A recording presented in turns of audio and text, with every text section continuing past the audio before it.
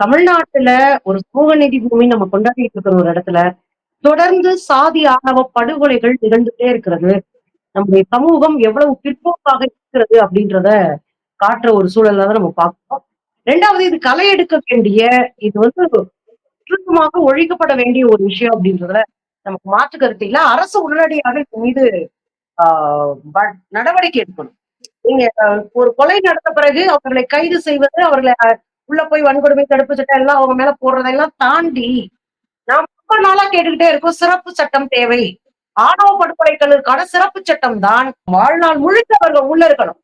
அது மாதிரியான ஒரு சிறப்பு சட்டத்தை நாம உருவாக்கும் போது மட்டும்தான் இதை குறைக்க முடியும். இதை முற்றிலுமா அழிச்சிடலாம்னா அது வாய்ப்பே கிடையாது. சாதின்ற மனநிலை அவ்வளவு மோசமான மனநிலை. அந்த மோசமான சாதிய மனநிலையை ஒடுக்கணும் அப்படின்னா, இது மாதிரியான சட்டங்கள் உடனடியான தீர்வாக நம்ம பார்க்கிறோம்.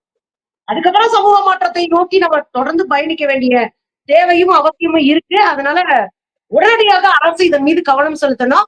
உடனடியாக இந்த அம்மா 2 பேரும் எஸ்ஐயா இருக்கிறாங்க, அவங்களை தூக்கி உள்ள போடணும் அப்படின்றதையும் சேர்த்து நம்ம பேசிட்டு தமிழ்நாட்டுல இது போன்ற ஒரு படுகொலைகள் தமிழ்நாட்டினுடைய முகத்தை வேற ஒரு மாதிரி வெளி மாநிலங்களுக்கு காட்டும் அப்படின்றதையும் சேர்த்து நம்ம புரிஞ்சுக்கணும்.